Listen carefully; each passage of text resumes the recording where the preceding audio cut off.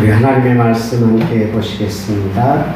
하나님의 말씀 다니엘서 9장입니다. 다니엘서 9장 15절에서 19절까지 보시겠습니다. 다니엘서 9장 1249페이지 다니엘서 9장 15절에서 19절까지입니다. 제 목소리에 맞춰서 함께 보시겠습니다. 강한 손으로 주의 백성을 애굽 땅에서 인도하여 내시고 오늘과 같이 명성을 얻으신 우리 주 하나님이여, 우리는 범죄하였고 악을 행하였나이다. 주여 구하옵나니 주는 주의 공의를 따라 주의 분노를 주의 성 예루살렘 주의 거룩한 산에서 떠나게 하옵소서. 이는 우리의 죄와 우리 조상들의 죄악으로 말미암아 예루살렘과 주의 백성이 사면에 있는 자들에게 수치를 당함이니이다. 그러하온즉 우리 하나님이여, 지금 주의 종의 기도와 간구를 들으시고 주를 위하여 주의 얼굴빛을 주의 황폐한 성소에 비추시옵소서. 나의 하나님이여, 귀를 기울여 들으시며 눈을 떠서 우리의 황폐한 상황과 주의 이름으로 일컫는 성을 보옵소서. 우리가 주 앞에 간구하옵는 것은 우리의 공의를 의지하여 하는 것이 아니요 주의 큰 긍휼을 의지하여 함이니이다. 주여 들으소서. 주여 용서하소서. 주여 귀를 기울이시고 행하소서. 지체하지 마옵소서. 나의 하나님이여, 주 자신을 위하여 하시옵소서.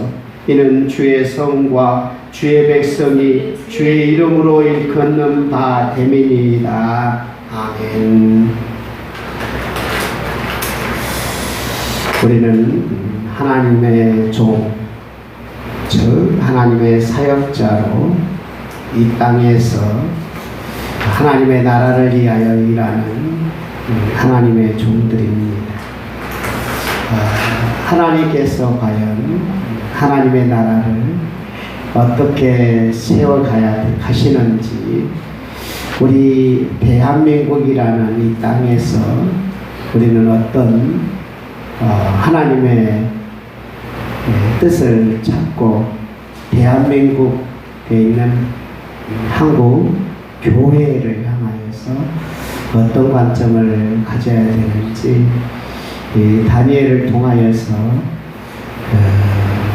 지금 내 위치에서 내가 해야 될 일이 어떤 일인지를 한번 살펴보는 그런 시간을 가져보려고 합니다.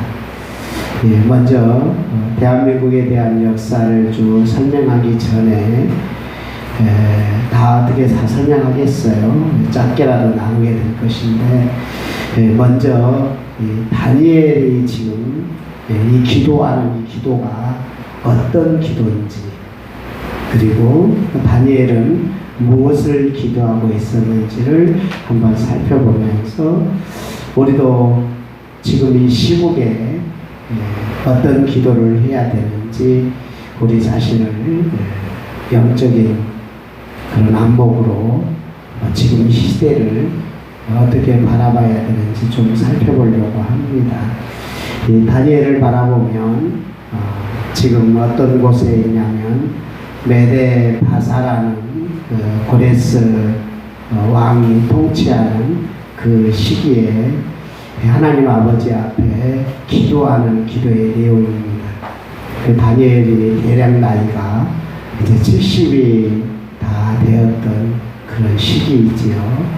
그래서 이제 노년이 다 된 상태에서 어렸을 때 예루살렘에서 바벨론으로 포로로 잡혀왔다가 바벨론 나라가 망하고 메데바사 나라가, 메데라는 나라가 이 바벨론과 전쟁에서 승리하여서 그곳에서 총리로 또 섬기고 있다가 이제 이스라엘 백성들이 이제 고국으로 다시 돌아가서 수르바벨이 성전을 건축하는 그런 일들이 이제 일어나는 그런 시기쯤에 하나님 앞에 기도하는 기도의 내용이거든요. 다니엘이 어떤 기도를 하는지 다 살펴볼 수는 없지만 오늘 본문에서 좀 살펴보도록 하겠습니다. 오늘 본문 다니엘서 9장 15절을 같이 한번 보도록 하겠습니다. 같이 보시겠습니다. 강한 손으로 주의 백성을 애굽 땅에서 인도하시고 오늘과 같이 명성을 얻으신 우리 주 하나님이여, 우리는 범죄하였고 악을 행하였나이다. 하나님이 어떤 분이시냐면 그때 당시 가장 강력했던 나라가 애굽 나라였고 그때 왕이 바로 왕이었는데 그 바로 왕의 그 군사력에서 강하시고 능력이 많으신 하나님께서 이스라엘 백성들을 구원하시고 구원하시는 백성들의 하나님이 누구였느냐? 여호와 하나님이셨잖아요. 그렇게 능력이 많으신 하나님이시여 애굽에서 구원하셨던 능력의 하나님이여 하고 하나님을 애굽 땅에서 구원하신 하나님으로 고백하고 있지요. 그렇다면 지금 이스라엘 백성들이 이 바벨론의 포로로 수십만 명이 잡혀왔고 또한 메데파사가 강력하게 다스리고 있지만 하나님이여 하고 여호와 하나님께 기도하는 다니엘의 기도의 모습입니다. 애굽 나라도 물질르셨던 하나님이여, 지금 메데파사가 다스리고 있지만 이곳에서도 여전히 하나님의 백성들을 잊지 말아 주십시오라는 기도이지요. 지금 어쩌면 하나님이 보이지 않는 시대에 살고 있는 것 같아요. 그러나 우리 눈에는 보이지 않을지라도 지금 바벨론의 포로로 잡혀와서 메데파사가 다스리는 이 고향 땅에 돌아갈 수 없는 다니엘이 눈에 보이지 않을지라도 하나님 아버지 앞에 기도하였던 것처럼 우리도 지금 교회를 바라보고 이 나라를 바라보고 또 모든 것을 바라보더라도 하나님이 안 계신 것 같지만 정확하고 분명하게 이 우주를 다스리시는 분이 하나님이심을 인정하시고 하나님 아버지 앞에 기도하는 여러분과 제가 되었으면 좋겠습니다. 그런데 다니엘은 이 하나님 앞에 기도하면서 자기 아버지, 자기 할아버지들이 하나님 아버지 앞에 범죄하여서 바벨론에 의해서 멸망당했던 그런 자기 조상들의 범죄를 회개하는 내용이 나와요. 그래서 오늘 본문에서 표현되기를 우리는 범죄하였고 우리는 악을 행하였습니다 라고 고백하고 있어요. 분명히 다니엘이 범죄하는 모습을 우리는 잘 못 봐요. 그런데 이 조상들의 범죄, 즉 바벨론이 쳐들어오기 이전에 므낫세부터 시작해서 계속해서 하나님 앞에 범죄하며 악을 행하여서 하나님을 섬기지 않는 것 때문에 이사야 선지자가 외쳤고 하나님 앞에 회개하고 돌아와야 되는데 왜 돌아오지 않느냐? 우리가 잘 알고 있는 눈물의 선지자 하면 누가 나옵니까? 에레미야가 나오잖아요. 에레미야는 이스라엘 백성들이 바벨론에 의해서 포로로 잡혀갈 것이다. 이 나라는 망할 것이다. 성전을 획파하게 될 것이다. 황폐하게 될 것이다 라고 눈물로 호소하면서 왕과 백성들에게 회개해야 된다라고, 회개하지 않으면 멸망될 것이라고 눈물로 울며 또 울며 회개를 외쳤는데 하나님의 백성들이 회개하지 않았던 그 조상들의 범죄를 다니엘은 바벨론에서 하나님을 섬기고 어떠한 역경과 환난 속에서도 사자굴에 들어간다고 할지라도 하나님 앞에 하루에 3번씩 기도했기에 다니엘이 그런 범죄를 짓지 않았지만 아버지, 할아버지가 죄를 지었던 그 죄를 그대로 끌어안고 우리가 범죄했습니다라고 다니엘은 고백하잖아요. 한국 교회를 바라보면서 여러분이 혹시 우상을 숭배하지 아니하였고 하나님의 백성들이 돈만을 추구하거나 명예만을 추구하거나 그런 일들을 여러분이 정작 그렇게 살지 않았을지라도 한국 교회는 한때는 기도운동과 하나님을 사랑하는 열심과 세계를 향한 열방을 향한 몸부림의 헌신이 있었지만 또 많은 교회들과 목회자들은 하나님을 지도하며 오히려 세상의 물질과 향락과 세상의 죄악에 빠져있던 많은 교회와 목사님들, 성도들이 있었다는 사실에 대해서 어느 누구도 부인하지 못할 겁니다.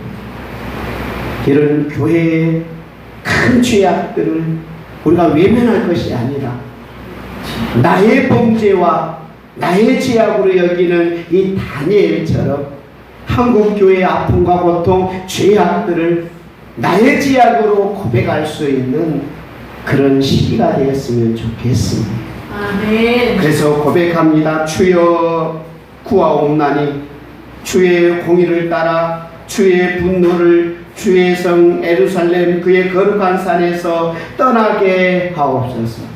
너무 아프고 너무 고통스럽습니다. 70년이나 되었습니다. 예루살렘에서 하나님께 예배하는 그 성전에서 하나님과 교통해야 되는데 그렇지 못하는 시기가 70년이나 되었던 그런 것을 이제는 멈추어 달라는 것입니다. 우리의 죄와 우리 조상들의 죄악으로 말미암아 예루살렘과 그의 백성이 사면에 있는 자들에게 수치를 당하였습니다.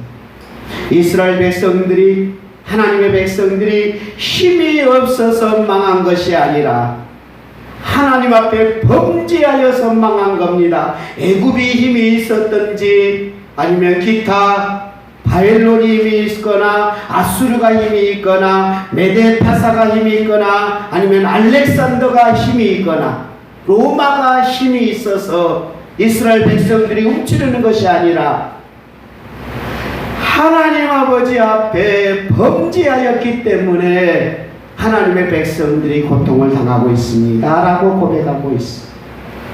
사랑하는 우리 성도 여러분, 우리 한국교회가 왜 이렇게 고통과 아픔 속에 치달았을까요? 그것은 하나님 아버지 앞에 범죄하였기, 하나님 아버지 앞에 합당하지 못할 삶을 살았기, 그래서 교회가 세상 사람들에 의해서 짓밟힌 것 아닐까 싶습니다. 고민해봐야 어떤 범죄가 있었는지, 어떤 부분이 문제가 있었는지를 우리는 기도해야. 다니엘이 금식하면서 베옷을 주고 구장에 들어가면 그렇게 고백합니다. 하나님, 금식하면서 회개의 기도를 시작할 때 하나님께서 어떤 부분을 회개해야 되는지 회개의 내용을 하나님이 주셨다는 사실입니다.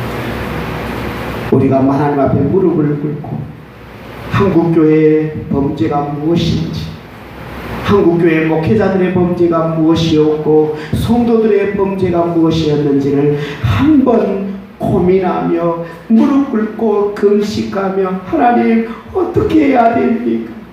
한국교회에 무엇이 잘못이었습니까? 정치적인 어떤 요소로 교회를 바라보지 마시고 하나님 아버지 앞에 교회가 무슨 잘못을 했는지를 고백하고 기도하면서 우리 자신들을 돌아봤으면 좋겠습니다. 비록 내가 그런 범죄를 하지 않았을지라도 내 선배들이, 나와 함께 있는 동역자들이, 또 같은 성도들이, 이웃교회가 범죄하고 하나님께 순종하지 못한 부분들이 있다면 이 다니엘처럼 비록 자기는 범죄하지 않았을지라도 하나님, 우리의 범죄입니다, 우리입니다라고 그 죄악에 쓰러져가고 넘어져가는 사탄에 의해서 놀개로 살아갔던 그 사람들의 범죄를 나의 범죄로 알고 우리의 범죄입니다라고 회개하는 다니엘의 이 기도가 여러분의 기도가 되었으면 좋겠습니다. 그리고 하나님 앞에 이렇게 고백합니다. 범죄로 인하여서 고통받는 건 마땅하고 범죄로 인하여서 고통받는 건 당연하지만 그러나 하나님 아버지 하고 기도하는 기도의 내용을 같이 한번 보도록 하겠습니다. 18절입니다.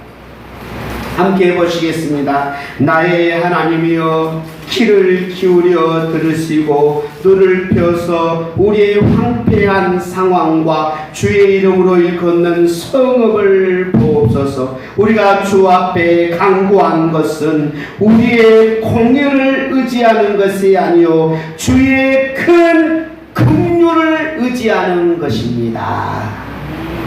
공의를 의지하는 것이 아니고 긍휼을 의지하는. 이 말이 무슨 말입니까?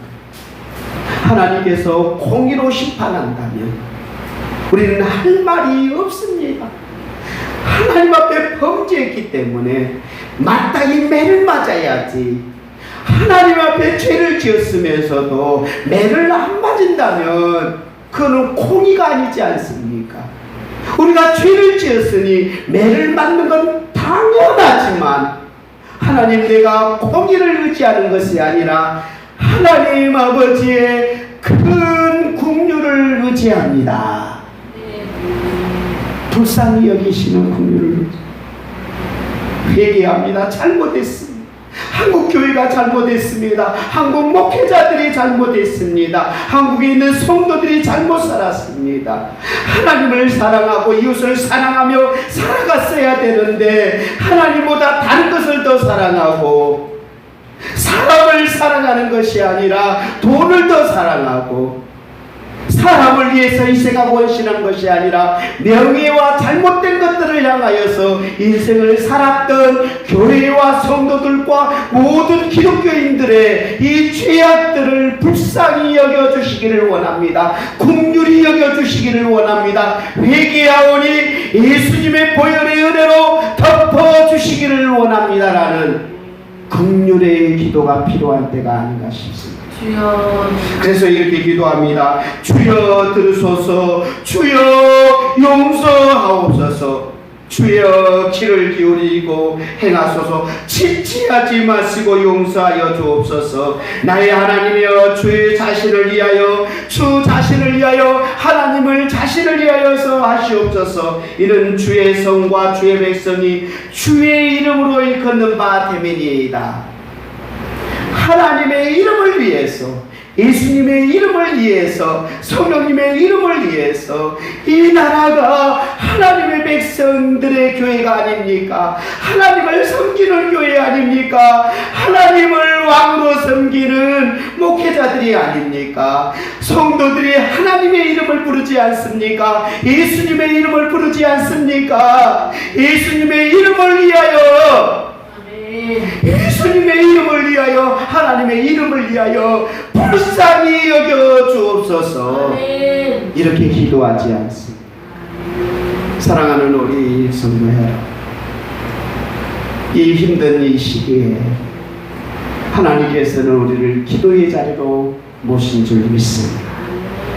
더 이상 말을 하지 말라고, 더 이상 말로 목회하지 말고, 더 이상 말만 하지 말고 마스크를 쓰고 기도하라고 이 기도의 자리로 하나님께서 부르고 계신 줄 믿습니다.